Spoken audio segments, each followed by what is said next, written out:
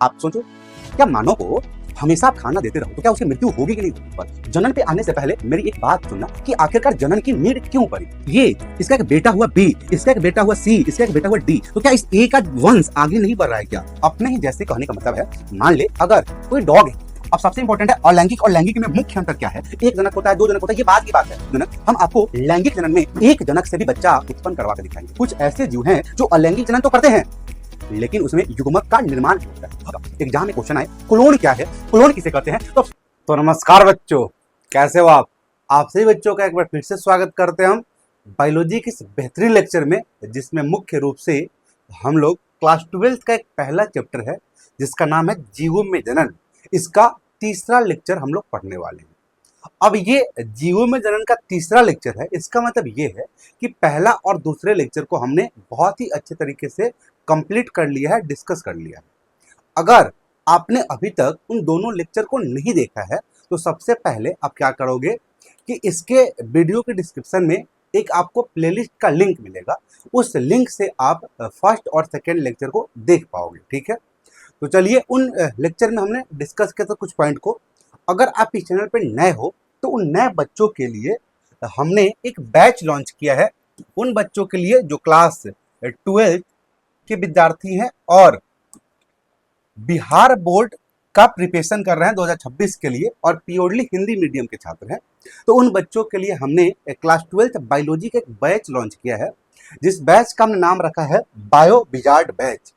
ये bio wizard batch के अंतर्गत हम क्लास 12 का पूरे सिलेबस को डिस्कस करने वाले हैं और सिलेबस को हम चैप्टर वाइज डिस्कस करेंगे। और हमने क्या किया है, उस चैप्टर को हमने लेक्चर के रूप में तोड़ दिया है। इस बायो विजार्ड बैच के बारे में अगर आपको और जानकारी चाहिए कि इसमें क्या क्या होने वाला है, इसमें हम आपकी हेल्प कैसे करेंगे, तो इसके लिए हमने एक ओरिएंटेशन सेशन लिया है इस बैच के ऊपर। तो इसी चैनल पे आपको वह लेक्चर मिल जाएगा, ये सेशन मिल जाएगा, वहाँ से आप बायो विजार्ड बैच के बारे में जान पाओगे। तो आज जो हम लेक्चर डिस्कस कर रहे हैं जीवों में जनन का तीसरा लेक्चर, ये बेसिकली बायो विजार्ड बैच का ही जो पहला चैप्टर है उसी का हम लोग तीसरा लेक्चर डिस्कस कर रहे हैं। पिछले दो लेक्चर में हमने कुछ बेसिक बातों को जाना और जीवन काल जैसे इंपॉर्टेंट टॉपिक को डिस्कस कर लिया है। तो सबसे पहले आज का मेरा जो टॉपिक है वह है जनन। तो इस पे जनन पे मूव करने से पहले हम आपको पिछले क्लास में हमने जो जीवन काल के बारे में पढ़ा था, तो 2 मिनट पहले जीवन काल के बारे में रिवाइज कर लेते हैं जो पिछले क्लास में हमने पढ़ा था। तो कहने का मतलब क्या है कि सबसे पहले हम यहाँ पे देखते हैं कि पिछले क्लास में हमने क्या पढ़ा था। तो आओ हम आपको लेके चलते हैं पिछले जन्म में। कहाँ लेके चलते हैं? पिछले जन्म में। एक बात आपको बोल दे कि जब भी आप लेक्चर देखो तो लेक्चर के साथ साथ आप प्रॉपर कॉपी और पेन लेकर बैठो। इससे क्या होगा कि आप मेरे साथ साथ नोट्स बनाते रहोगे। तो ये पिछले जन्म की कुछ बात है जिसमें हम लोग जानेंगे जीवन काल के ऊपर। तो आइए हम सबसे पहले आपको जीवन काल के बारे में कुछ बात बताते हैं जो हमने पिछले क्लास में डिस्कस कर लिया है। आपको बता दें ये जो जीवन काल है, ये जो जीवन काल है जिसे बेसिकली हम लोग लाइफ स्पैन के नाम से जानते हैं, लाइफ स्पैन के नाम से जानते हैं। तो हमने आपको बताया था कि किसी भी जीव का जन्म से लेकर प्राकृतिक मृत्यु के बीच का जो समय होता है, अर्थात उसके बीच का जो अवधि होता है, उसी को ही बेसिकली हम लोग जीवन काल के नाम से जानते हैं। क्या बताए थे आप? जीवन काल का मतलब होता है किसी भी जीव के जन्म से लेकर उसकी मृत्यु, और ऐसी वैसी मृत्यु नहीं, उसकी जो मृत्यु होनी चाहिए वह प्राकृतिक रूप से होनी चाहिए। अर्थात प्राकृतिक मृत्यु के बीच का ये जो समय होता है ना, इसी समय को हम लोग जीवन काल कहते हैं। हम आपको बताए थे कि बहुत सारे इस धरती पे जीव हैं, तो उन सभी जीवों का जीवन काल अलग अलग होता है। कुछ जीवों का जीवन काल कुछ घंटों का होता है, कुछ जीवों का जीवन काल क्या होता है, कुछ घंटों का होता है, कुछ जीवों का जीवन काल सैकड़ों वर्षों का होता है, कुछ जीवों का जीवन काल क्या होता है, सैकड़ों वर्षों का होता है। और एक आप नाम सुने होंगे स्पोर्स का, स्पोर, क्या नाम आप सुने हो? स्पोर। स्पोर एक अलग संरचना होती है जिसको हम लोग हिंदी में बोलते हैं बीजाणु, बीजाणु। और आज के इस लेक्चर में हम लोग बीजाणु के बारे में भी पढ़ने वाले हैं। और जो आज के लेक्चर में जो बीजाणु पढ़ेंगे वह बेसिकली होगा एसेक्सुअल बीजाणु अर्थात एसेक्सुअल स्पोर के बारे में। सेक्सुअल स्पोर के बारे में जो अगला लेक्चर आएगा पुष्पीय पादपों में लैंगिक जनन, उसमें हम लोग जानेंगे। तो ये होता है स्पोर। स्पोर का अगर हम जीवन काल बोले, ये सर्वाइव कितने वर्षों तक करता है, तो ये 1000 वर्षों तक ये सर्वाइव कर सकते हैं, 1000 वर्षों तक सर्वाइव कर सकते हैं। तो अगर आप विभिन्न प्रकार के जीवों को देखोगे तो इन जीवों में उनके जीवन काल को लेकर अनेक विभिन्नताएं देखने को मिलती है। क्या देखने को मिलती है? अनेक विभिन्नताएं देखने को मिलती है। और हम आपको बता दें कि अगर आप एनसीईआरटी का बात कहता है कि आप अगर तोता को देखो, किसको देखो? तोता अर्थात पैरट को देखो,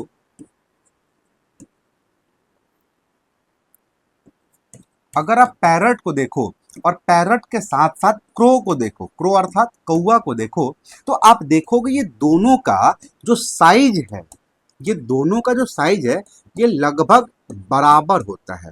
पैरट और क्रो का साइज जो है वो लगभग बराबर होता है। तो इसका मतलब एनसीईआरटी आपको ये कहता है कि साइज बराबर होने से किसी भी जीव का जीवन काल बराबर नहीं होता है। क्या बात?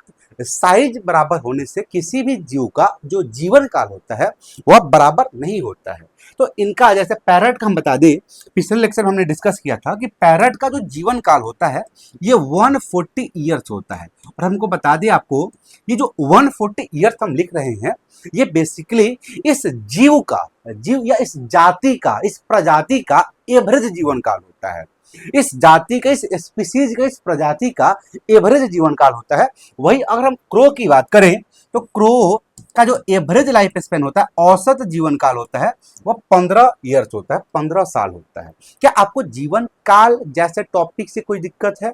जीवन काल क्या होता है? तो किसी भी जीव का जन्म से लेकर प्राकृतिक मृत्यु के बीच के समय को हम लोग जीवन काल कहते हैं। क्या कहते हैं? जीवन काल कहते हैं। ये बात हमने पढ़ लिया है। कुछ जीवों का कुछ घंटों का होता है, कुछ जीवों का सैकड़ों वर्षों का जीवन काल होता है, और स्पोर जो होते हैं वे 1000 वर्ष तक सरवाइव कर सकते हैं। तो हमने देखा कि विभिन्न जीवों में जीवन काल को लेकर विभिन्नता है। और एक और बात है कि साइज अगर बराबर है किसी जीव का तो उसका मतलब ये नहीं है कि उसका जीवन काल भी बराबर होगा, उसका जीवन काल बदल सकता। देखो यहाँ पे पैरट अर्थात तोता और कौवा को देखो, इनके बीच जो जीवन काल का अंतर है कम से कम 10 गुना ज्यादा है। किसका? इस पैरट का। तो ये हमने पिछले जन्म का नहीं का मतलब है पिछले लेक्चर में हमने पढ़ लिया है। इसके साथ कुछ और बातों को हमने डिस्कस किया था, आओ उसको भी हम डिस्कस कर लेते हैं। सबसे पहले इस बात को मिटाते हैं, आराम से एक एक करके आप नोट करते चलोगे, समझते चलोगे। किसी भी प्रकार का अगर आपको समस्या है तो समस्या को आप कमेंट में आप लिख देना। उस समस्या का समाधान या तो हम मैसेज के रूप में कर देंगे, या अगर आवश्यकता पड़ा उस पर एक लेक्चर बनाने की, छोटे से वीडियो बनाने की, तो मेरा पूरा कोशिश रहेगा उस पर हम एक सेपरेट वीडियो लेकर आए। ठीक है, अगर ये बात हम पढ़ लिए तो अब हम जान लेते हैं, एक और बात जाने थे कि जितने भी एक कोशिकीय जीव होते हैं, जितने भी क्या होते हैं एक कोशिकीय जीव, इस धरती पे जितने भी एक कोशिकीय जीव हैं। अब क्या आप एक कोशिकीय जीव का नाम बता सकते हो? बहुत बता सकते हो। चलो, एक कोशिकीय जीव है, हम मान लेते हैं अमीबा को। किसको मान लेते हैं? अमीबा को। तो इस धरती पे जितने भी एक कोशिकीय जीव हैं, इन एक कोशिकीय जीव की मृत्यु नहीं होती है। ये बात हमने डिस्कस किया था और ये भी बताया था कि ऐसा नहीं है कि ये सभी जीव कभी मरते ही नहीं है, ये मरते हैं। कैसे मरते हैं और एक बार और बता देते हैं। देखो, आपके सामने हम एक ड्रॉ करते हैं इस अमीबा की। ठीक है, ये अमीबा हो गया, ये इसका न्यूक्लियस हो गया। तो अमीबा क्या होता है? अमीबा जैसे ही ग्रोथ करता है, ये ग्रोथ करके ये 2 भागों में टूट जाता है, ये 2 भागों में टूट जाता है, ये 2 भागों में परिवर्तित हो जाता है। तो ये जो है इसको बोलते हैं पेरेंट सेल। इसको क्या बोलते हैं? इसको बोलते हैं पेरेंट सेल, जनक कोशिका। और ये जो टूटा इसको बोलते हैं डॉटर सेल। इसको बोलते हैं डॉटर सेल, जिसे हिंदी में बोलते हैं पुत्री कोशिका।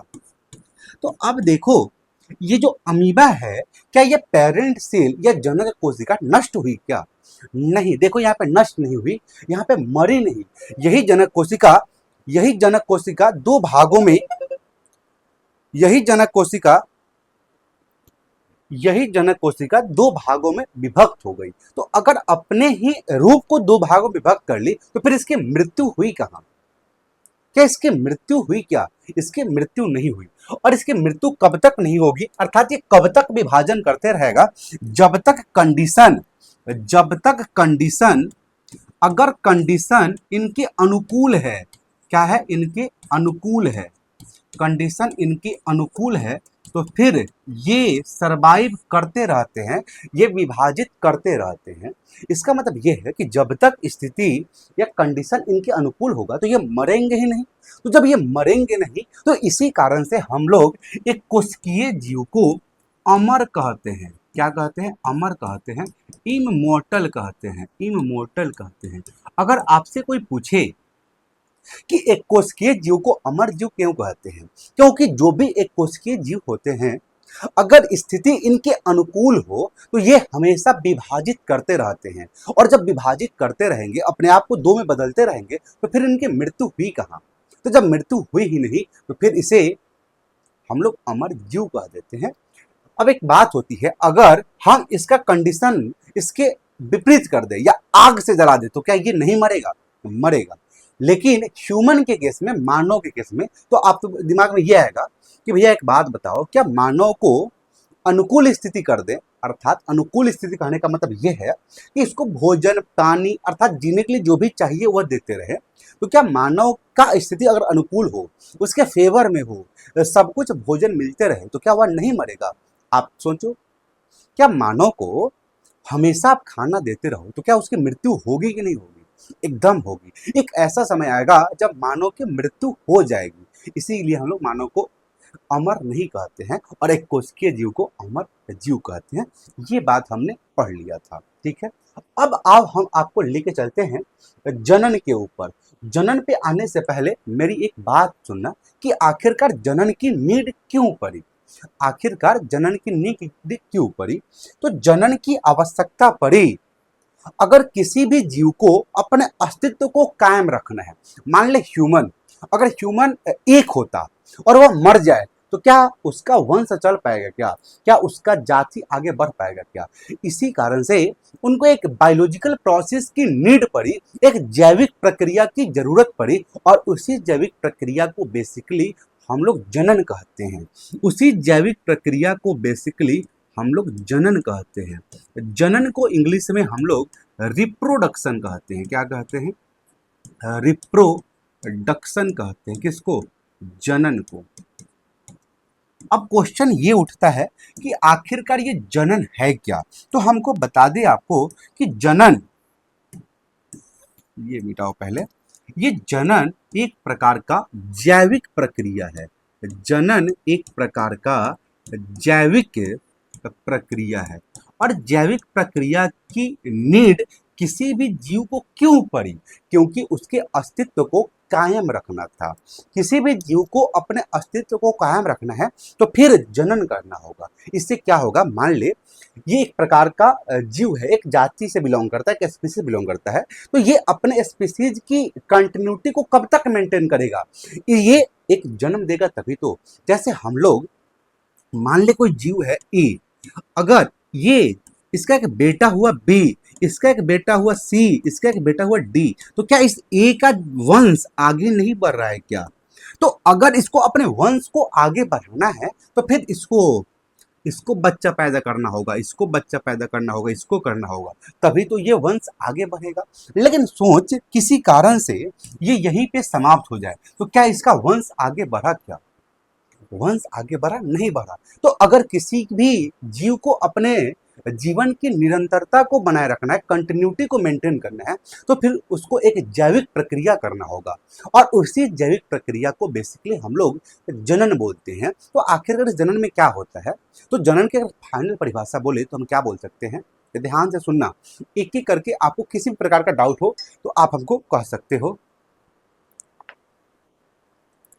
आप हमको कह सकते हो। देखो क्या हम कहने वाले हैं कि जनन एक ऐसी जैविक प्रक्रिया है जिसमें कोई जीव अपने ही जैसे संतति को जन्म देता है।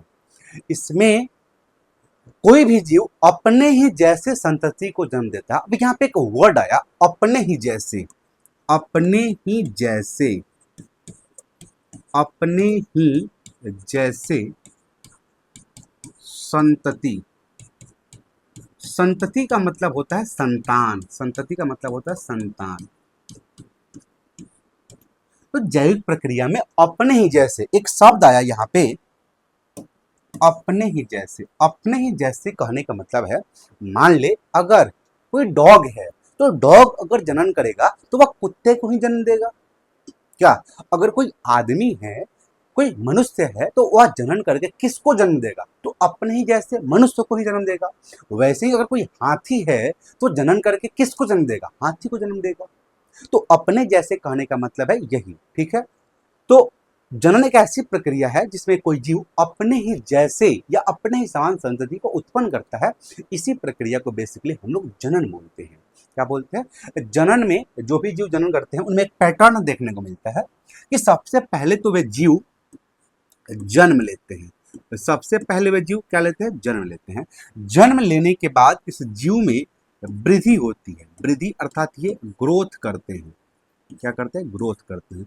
जैसे ग्रोथ होगी ये चले जाएंगे प्रजनन अवस्था, तो ये जनन करेंगे और जनन करने के बाद बूढ़ा होंगे और बूढ़ा होने के बाद इनकी मृत्यु हो जाएगी। क्या हो जाएगी? इनकी मृत्यु हो जाएगी। और एक और बात बता दें, इस धरती पे जो भी जीव अवतरित हुए हैं उनकी मृत्यु निश्चित है। यही एक सच्चाई है जो सबको एक्सेप्ट करना होगा। आइए हम बता रहे हैं आपने क्या पढ़ा है। तो यहाँ पे हमने देखा जनन का परिभाषा। तो जनन क्या होता है?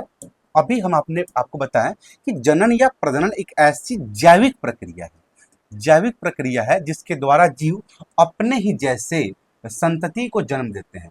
अब अभी बताएं आपको अपने ही जैसे का मतलब क्या होता है। अपने जैसे का मतलब फिर से बता दे रहे हैं, जैसे कोई हाथी जनन कर रहा है तो जनन करके हाथी को ही जन्म देगा क्या? हाथी कोई और जीव को जन्म देगा क्या?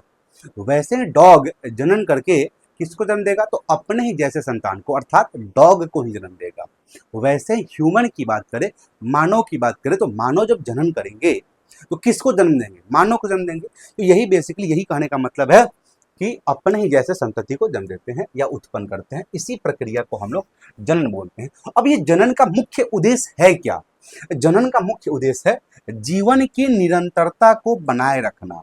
यही बात तो बताए हैं कि किसी भी जीव को अपने स्पीसीज की या जीवन की निरंतरता अर्थात कंटिन्यूटी को मेंटेन करना है तो उनको एक जैविक प्रक्रिया करना होगा और उसी जैविक प्रक्रिया को जनन बोलते हैं। तो कोई आपसे पूछे कि जनन का मुख्य उद्देश्य क्या है, उसका मुख्य पर्पस क्या है, तो आप बताना कि जीवन की कंटिन्यूटी को मेंटेन रखना, लाइफ की कंटिन्यूटी को मेंटेन रखना, यही जनन का मुख्य उद्देश्य है। अर्थात जीवन की अस्तित्व को कायम रखना ही जनन का मुख्य उद्देश्य है।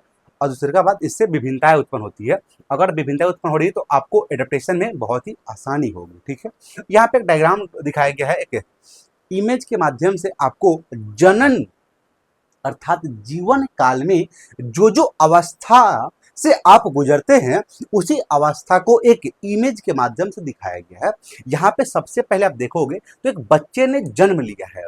जन्म लेने के बाद इसमें ग्रोथ हो रहा है, ये थोड़ा सयाना हुआ, फिर स्कूल जाना शुरू किया, फिर कॉलेज जाना शुरू किया, फिर ऑफिस गया, मतलब प्रजनन अवस्था में गया, फिर बूढ़ा हुआ और बूढ़ा होने के बाद ये मर जाएगा। इसी को बेसिकली हम लोग जीवन की या जीवन काल की अवस्था बोलते हैं, जिसमें सबसे पहले जन्म आएगा, फिर आएगा किशोरा अवस्था। और किशोरा अवस्था यूज करते हैं एनिमल के लिए। और वही प्लांट की बात किया जाए तो प्लांट के केस में हम लोग यूज करते हैं कायिक अवस्था, वेजिटेटिव फेज के नाम से उसको जानते हैं। फिर आएगा प्रजनन अवस्था, फिर आएगा बुढ़ापा। और बुढ़ापा में क्या होता है? एजिंग आ जाती है। एजिंग मतलब ऑर्गन फेलियर का चांस काफी बढ़ जाता है, मेटाबॉलिक रेट काफी स्लो हो जाते हैं।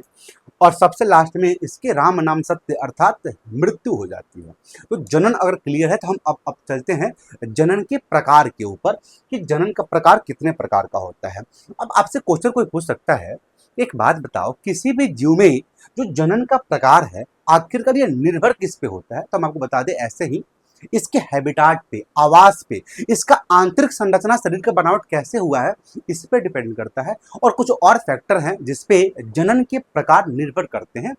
अब आप याद रखना, जनन मुख्यतः दो प्रकार का होता है। जनन कितने प्रकार का होता है? मुख्यतः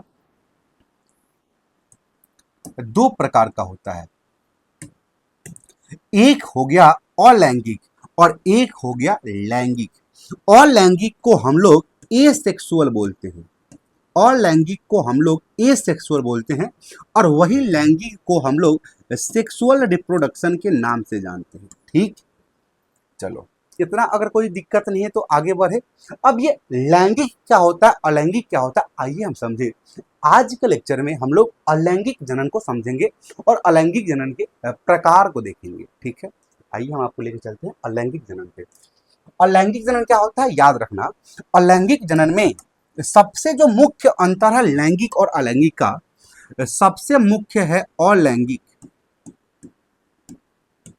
क्या है?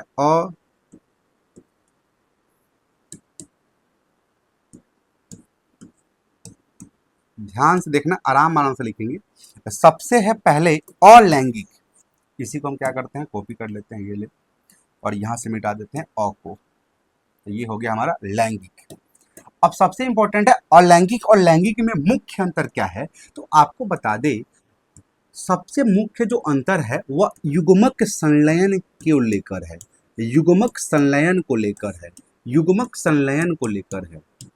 युग्मक संलयन, संलयन का मतलब है युग्मक मिल रहा है कि नहीं मिल रहा है।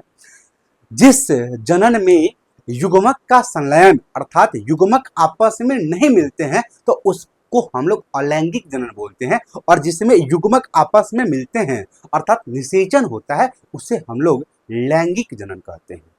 समझो बात को, अलैंगिक और लैंगिक में सबसे मुख्य अंतर क्या है, एक जनक होता है, दो जनक होता है, ये बात की बात है। इसमें एक जनक भाग लेते हैं, दो जनक। हम आपको लैंगिक जनन में एक जनक से भी बच्चा उत्पन्न करवा कर दिखाएंगे, लैंगिक जनन में एक जनक से भी हम आपको युग्मक छोड़ यार बच्चा पैदा करके दिखाएंगे। लेकिन सबसे मुख्य अंतर आपको लैंगिक अलैंगिक में याद रखना है कि अलैंगिक में युग्मक का संलयन नहीं होता है अर्थात निषेचन नहीं होता है, और वही लैंगिक में युग्मक का संलयन होता है। सबसे मुख्य अंतर ये है। ठीक है, रही बात अलैंगिक जनन की, तो आओ अलैंगिक जनन के बारे में कुछ और बात बताते हैं। अलैंगिक जनन के द्वारा जो भी जीव उत्पन्न होंगे, एक बात बताओ, जब युग्मक का संलयन हुआ ही नहीं, जब अनुवांशिक पदार्थ आपस में मिले ही नहीं, तो जब उत्पन्न होगा कोई जीव तो जो पेरेंट के बिल्कुल समान होता है। और लैंगिक जनन में जो भी जीव जन्म लेते हैं वो अपने पेरेंट के अर्थात जनक के बिल्कुल समान होते हैं, एकदम फोटोकॉपी लाइक। और जैसे जो भी जीव अपने पेरेंट के बिल्कुल समान होते हैं, आकारिकी रूप से, आकारिकी मतलब बाहर से कैसे दिख रहे हैं, और अनुवांशिक रूप से अर्थात उनका जेनेटिक मटेरियल कैसा है, तो जो अपने पेरेंट के समान हो उन जीव के लिए एक वर्ड यूज करते हैं और उस वर्ड का नाम है क्लोन। उस वर्ड का नाम है क्लोन। अब आपसे कोई क्वेश्चन पूछे क्लोन क्या है, तो क्लोन क्या होता है, तो क्लोन जो है वो अलैंगिक जनन द्वारा उत्पन्न संतति होता है जो अपने पेरेंट के बिल्कुल समान होता है। किस रूप से समान होगा, तो आकारिकी में भी समान होगा और अनुवांशिक रूप से भी समान होगा। आइए हम आपको अलैंगिक जनन पे लेके चलते हैं। अलैंगिक जनन क्या होता है, तो अलैंगिक के जनन, जनन की वह विधि है, अलैंगिक जनन जनन की वह विधि है जिसमें केवल एक जनक भाग लेता है। ठीक है, एक जनक भाग लेगा, बढ़िया बात है। इसमें युग्मकों का संलयन नहीं होता, बहुत इंपॉर्टेंट बात है, बहुत इंपॉर्टेंट बात यही है। सबसे इंपॉर्टेंट अगर लैंगिक अलैंगिक में देखा जाए तो सबसे इंपॉर्टेंट मैं इसी को मार के करूंगा, ये है इंपॉर्टेंट कि इसमें युग्मकों का संलयन नहीं होता है, और परिणाम स्वरूप संतानें जो उत्पन्न होती है वह अनुवांशिक रूप से अपने जनक के बिल्कुल समान होती है, अनुवांशिक रूप से बिल्कुल अपने जनक के समान होती है। और अनुवांशिक के साथ साथ हम आपको बता दें, अनुवांशिक के साथ साथ आकारिकी रूप से भी, आकारिकी मतलब कैसे वे दिख रहे हैं, तो आकारिकी रूप से भी, आकारिकी रूप से भी अपने जनक के बिल्कुल समान होते हैं। और ऐसे संतानों के लिए हम लोग वर्ड यूज करते हैं क्लोन का, ऐसी संतानों को क्लोन कहते हैं। आपके एग्जाम में ये प्रश्न बना हुआ है कि आखिरकार क्लोन है क्या, आखिरकार क्लोन है क्या, तो अनुवांशिक रूप से और आकारिकी रूप से समान संतति को बिल्कुल हम लोग क्या बोल देते हैं, क्लोन बोल देते हैं। एकल जनक। अब इसकी अलैंगिक जनन की कुछ विशेषता हम पढ़ लेते हैं कि अलैंगिक जनन के कुछ फीचर देखने को मिलता है। जो भी अलैंगिक जनन है, सबसे पहला सबसे इंपॉर्टेंट बात कि इसमें युग्मकों का संलयन नहीं होता है। पहला सबसे पहला बात, युग्मकों का संलयन नहीं होगा। दूसरा बात, इसमें केवल एक जनक भाग लेंगे। कितने जनक भाग लेंगे? केवल एक जनक भाग लेंगे। एक जनक मतलब माता और पिता दोनों भाग नहीं लेगा, केवल एक जनक भाग लेंगे। इसका मतलब ये है। तो सबसे पहला, युग्मक का संलयन नहीं होगा, एक जनक भाग लेंगे। और जब युग्मक का संलयन नहीं होगा तो ये एक प्रकार की तीव्र प्रोसेस हो जाएगी, अर्थात फास्ट प्रोसेस है, तेजी से होता है, ज्यादा जटिल नहीं होता है। ये एक प्रकार की सिंपल प्रक्रिया है, सिंपल प्रोसेस है। यही बात लिखा हुआ है। एकल जनक, इसमें ये विशेषता अलग जनक की, इसको भी आप नोट कीजिएगा, सबको नोट करना है। एकल जनक होता है, इसमें केवल एक जीव की आवश्यकता होती है। यह जनन की एक तेज विधि है। इसमें युग्मक का निर्माण हो भी सकता है या नहीं भी। देखो, अभी तक तो हम ये पढ़ रहे थे, जब युग्मक का संलयन होगा ही नहीं तो फिर युग्मक का निर्माण नहीं होना चाहिए। लेकिन कुछ ऐसे जीव हैं जो अलैंगिक जनन तो करते हैं, लेकिन उसमें युग्मक का निर्माण भी होता है। अब इसको क्या बोलते हैं, 2 मिनट इंतजार करना, हम उसको बताएंगे आपको। पहले इस फीचर को देख लो। ये 3 नंबर हो गया, ये तो हो गया पहला फीचर, ये हो गया 2 नंबर फीचर, ये हो गया ले 3 नंबर। चौथा देखो, इसके द्वारा विभिन्नताएं उत्पन्न नहीं होती है। अब कैसे उत्पन्न होगी? अनुवांशिक पदार्थ तो दोनों का मिला ही नहीं, एक से भाग ले रहा है, तो अनुवांशिक पदार्थ जब नहीं हुआ तो फिर विभिन्नताएं उत्पन्न नहीं होगी। अर्थात इस विधि द्वारा उत्पन्न संतति अपने जनक के बिल्कुल समान होते हैं, इसीलिए तो इसको क्लोन बोलते हैं। इसमें युग्मकों का संलयन नहीं होता है। सबसे इंपॉर्टेंट देखो, सबसे लास्ट में लिखा गया है, ये सबसे ऊपर होना चाहिए था, इसमें युग्मकों का संलयन नहीं होता। अब आओ यहाँ पे हम बता देते हैं, युग्मा का निर्माण हो भी सकता है। ऐसी कौन प्रक्रिया है जो अलैंगिक जनन तो है लेकिन युग्मक का निर्माण नहीं हो रहा है? आओ उसको बताते हैं। उस प्रक्रिया को हम लोग बोलते हैं पार्थिनोजिनेसिस। उस प्रक्रिया को हम लोग बोलते हैं पार्थिनोजिनेसिस। घबराना नहीं भाई, इंग्लिश देखकर घबराना नहीं है। जीनेसिस, इसको हिंदी में बोलते हैं अनिषिक जनन। क्या बोलते हैं? अनिषिक जनन। अब ये आओ बताते हैं अनिषिक जनन क्या होता है। अनिषिक जनन अलैंगिक जनन का ही एक विधि होता है जिसमें युग्मकों का निर्माण होता तो है, युग्मकों का निर्माण होता तो है, लेकिन इनके युग्मक बिना संलयन हुए ही एक जीव में विकसित हो जाते हैं। युग्मकों का निर्माण होता तो है लेकिन इसके युग्मक बिना संलयन हुए एक नया जीव बना देते हैं। इस किस में देखने को मिलता है? तो ये देखने को मिलता है बेसिकली मधुमक्खी में। किसमें मिलता है? मधुमक्खी। और कौन मधुमक्खी? ये नर वाले होते हैं। जब भी आप मधुमक्खी के छाता को ऐसे हटा कर देखोगे, नहीं हटाना, तो हटा कर देखोगे तो उसमें 3 प्रकार की मधुमक्खियां दिखाई देगी। कितनी प्रकार की दिखाई देगी? 3 प्रकार की मधुमक्खियां दिखाई देगी। पहली मधुमक्खी दिखाई देगी, वह दिखाई देगी हमारी रानी मधुमक्खी। किसकी रानी? अब मेरी रानी। तो ये तो पहले रानी मधुमक्खी दिखाई देगी। दूसरी दिखाई देगी कार्यकर्ता। दूसरी दिखाई देगी कार्यकर्ता। कार्यकर्ता को हम बोलते हैं वर्कर हनीबी। और सबसे लास्ट में बोक्का दिखाई देगा जिसे हम बोलते हैं ड्रोन। और ये ड्रोन नर होता है। यहाँ पे हम आपको बता दें, ये जो दोनों मधुमक्खी जो है ये बेसिकली फीमेल है। ये क्या है? फीमेल है। जबकि ये ड्रोन जो है यह मेल है। ठीक है, ये क्या है? ये फीमेल है और ये मेल है। अब हम आपको बताते हैं, जो भी नर होती है, जो क्वीन होती है, अर्थात क्वीन मतलब क्या? क्वीन मतलब मादा मधुमक्खी है, ये गैमीट बनाते हैं। क्या बनाते हैं? और क्वीन में जो गुणसूत्र होता है वह 2n होता है, अर्थात 32 इसमें गुणसूत्र की संख्या होती है। आप अब बोलोगे कि मानव में तो हम लोग 46 पढ़े थे, इसमें 32 लिख दिए। एक बात बता दें, जितने भी जीव हैं उन सभी जीवों में गुणसूत्र की संख्या अलग अलग होती है। तो मधुमक्खी में गुणसूत्र की संख्या 32 होती है, मादा में याद रखना।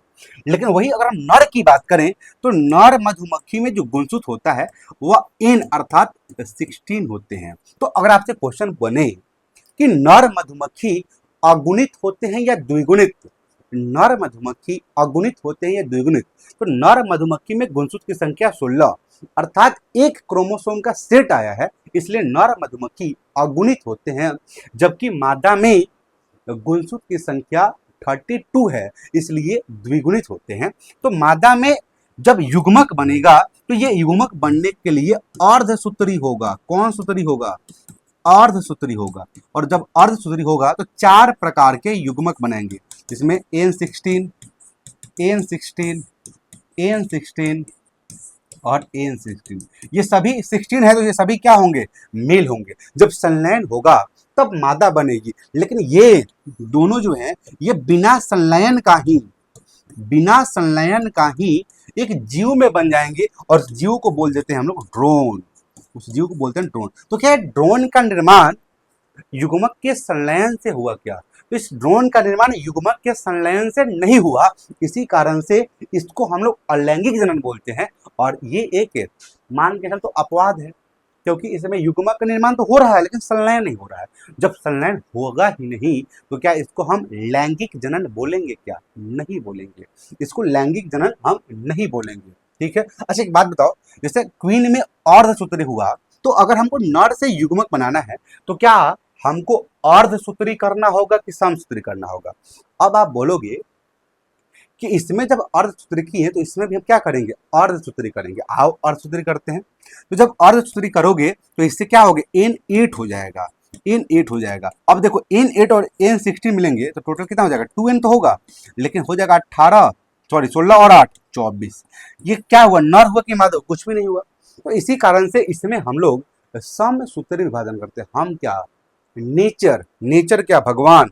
इसमें समसूत्री विभाजन करते हैं। अब इसको कैसे याद रखोगे?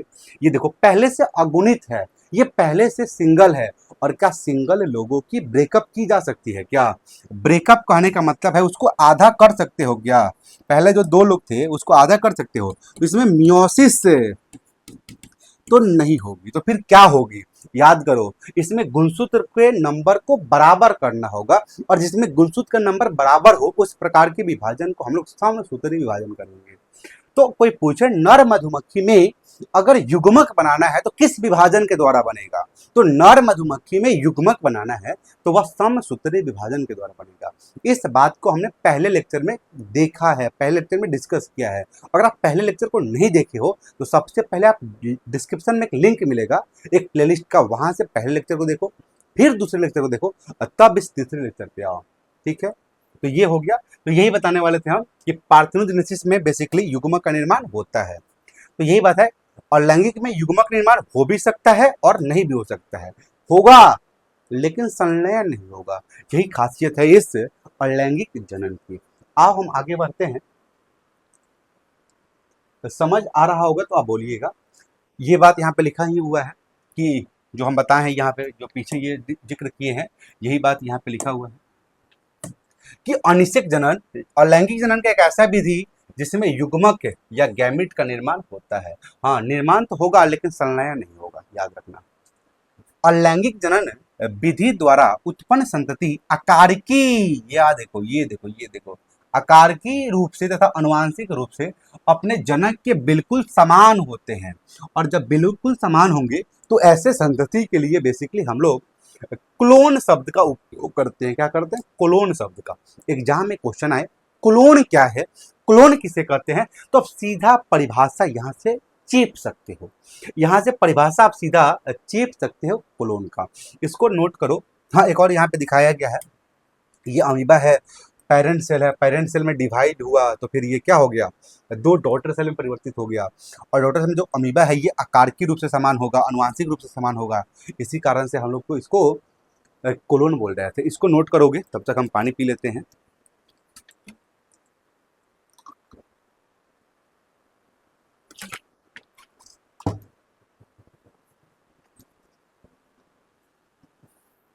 हाँ, एक याद रखना, अलैंगिक जनन जो है, नोट की बात है, अलैंगिक जनन जो है वह निम्न श्रेणी अर्थात जो भी लोअर ऑर्गेनिज्म होते हैं उनमें देखने को मिलता है।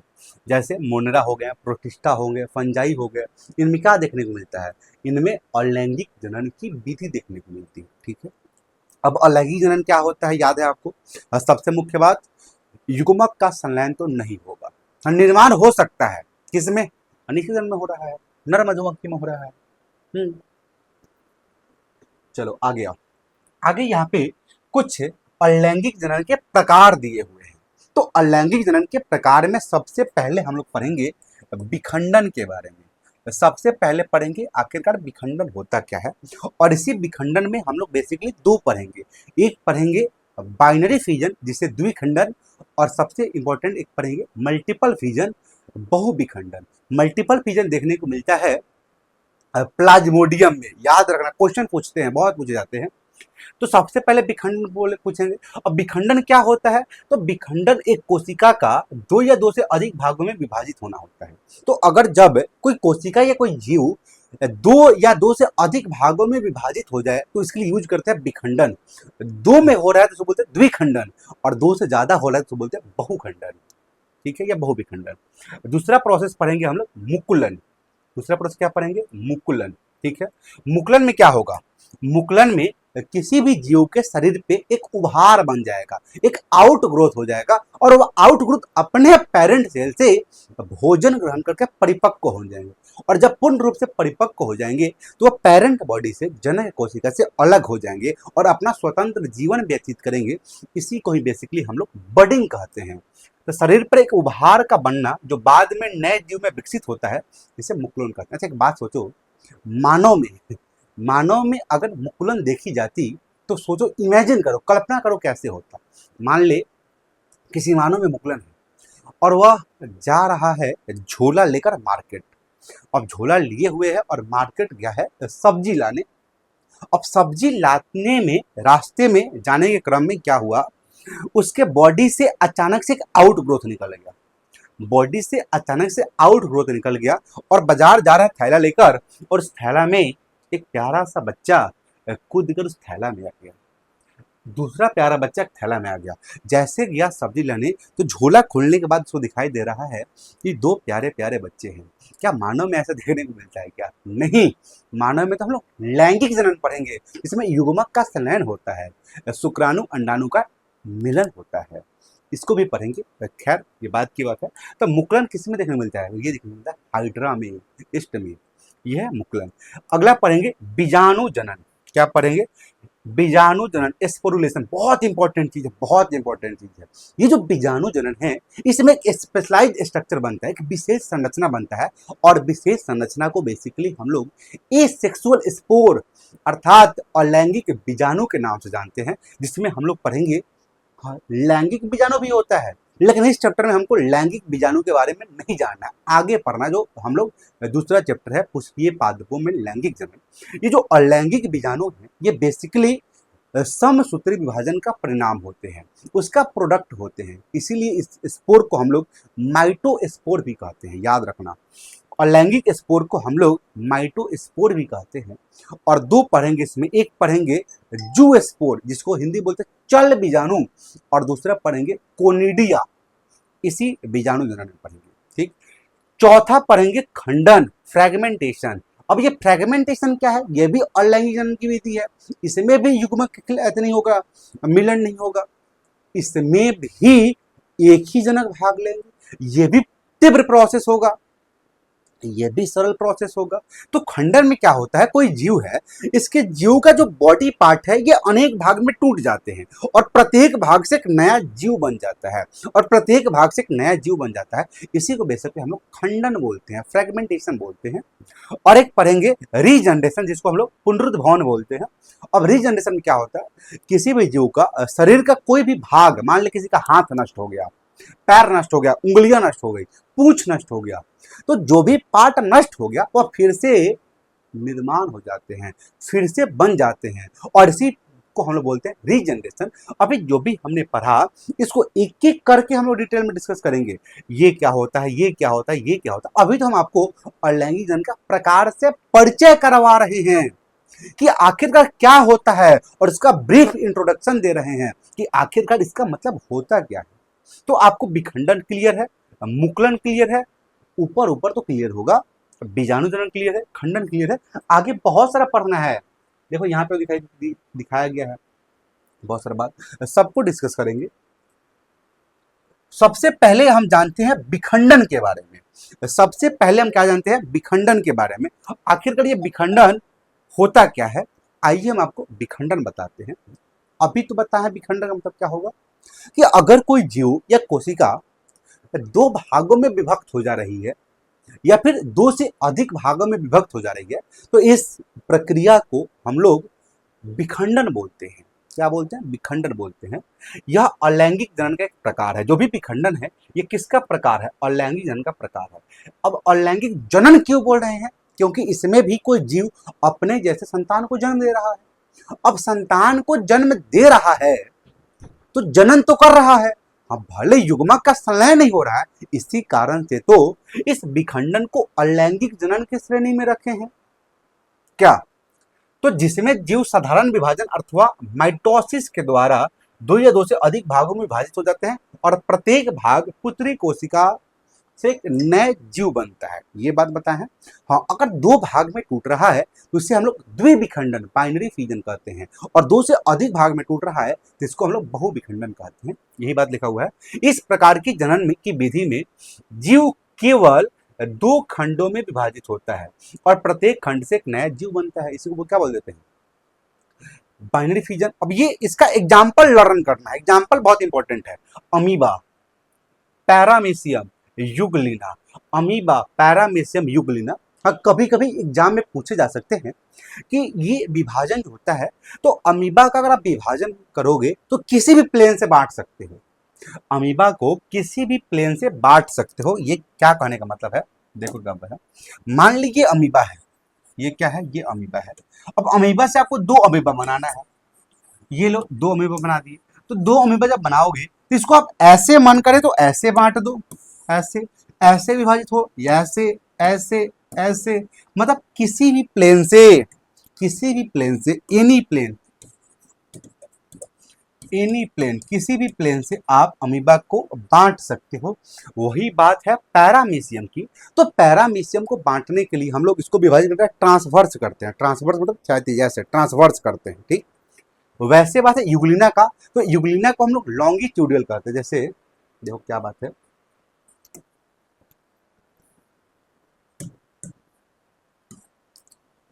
अमीबा सबसे पहले याद रख ले। अमीबा, अमीबा में आप किसी भी प्लेन से करो, किसी भी प्लेन से ये दो भागों में बढ़ सकता है। रहा बात पैरामीशियम का। पैरामीशियम को हम लोग ट्रांसवर्स प्लेन से करते हैं। जैसे ट्रांसवर्स प्लेन से, जैसे ये मान ले ये अमीबा है तो इसको हम कैसे करेंगे? इसको ऐसे ट्रांसवर्स करेंगे, ट्रांसवर्स करेंगे। यही बात अगर हम बात करें किसकी? युगलिना की, तो युगलिना में लॉन्गिट्यूडनल करते हैं। ये मान ले युगलिना है तो इसको हम लोग लॉन्गिट्यूडनल ऐसे बांटते हैं। ये हो गया लॉन्गिट्यूडनल। तो ये अगर क्लियर है तो आगे आओ। अब आओ, बहुविखंडन क्या होता है? तो बहुविखंडन अलैंगिक जनन की, अलैंगिक जनन की एक विधि जिसमें कोई जीव बार बार विभाजन करेगा, जिसके परिणाम स्वरूप एक बार में अनेक संतानें उत्पन्न होती है। जैसे प्लाज्मोडियम। प्लाज्मोडियम किसका उदाहरण है? बहुविखंडन का उदाहरण है। तो आज का इस लेक्चर को हम लोग यहीं तक रखते हैं, जिसमें मुख्य रूप से हम लोग जनन को देखे, अलैंगिक जनन को देखो, अलैंगिक जनन के प्रकार को देखे, और सबसे पहला प्रकार विखंडन को देखे। ऐसे तो हम लोग छोटे छोटे रूप में सबको जान लिए हैं, लेकिन आगे आने वाले लेक्चर में इन सभी अलैंगिक जनन के प्रकार को जानेंगे चौथे लेक्चर में। तो आई होप आज का लेक्चर आपको बहुत अच्छे से समझ में आया होगा। अगर किसी भी प्रकार का डाउट है आपके मन में तो आप कमेंट में अपने डाउट को लिखें, और मेरा पूरा प्रयास रहेगा कि आपके डाउट को क्लियर किया जाए। तो चलिए आपसे अब विदा लेते हैं और फिर मिलते हैं अगले लेक्चर में। कब? शाम 7 बजे। आपको बता दें कि हमने क्लास 12th के बिहार बोर्ड के बच्चों के लिए एक बैच लॉन्च किया है, और इस बैच का हमने नाम रखा है बायो विजार्ड बैच। और आपको बता दें bio wizard batch basically 12th के बायोलॉजी के पूरे सिलेबस को कवर किया जाएगा इस बैच में। तो ये बैच चलेगा, कब चलेगा? शाम 7 बजे ये बैच हम लोग शुरू करते हैं, शाम 7 बजे। और ये बैच चलता है मंडे से लेकर फ्राइडे तक। फिर सैटरडे और संडे को क्या होता है?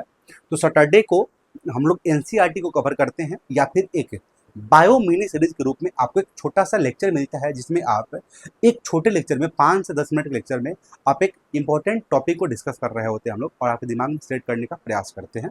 रही बात संडे को, तो संडे को हम लोग क्या करते हैं, इसके लिए आपको इस बैच का ओरिएंटेशन सेशन देखना होगा। तो आई होप आज का लेक्चर आपको अच्छा लगा होगा, बहुत अच्छा लगा होगा। तो चलिए फिर मिलते हैं नेक्स्ट लेक्चर में। धन्यवाद, पढ़ते रहिए।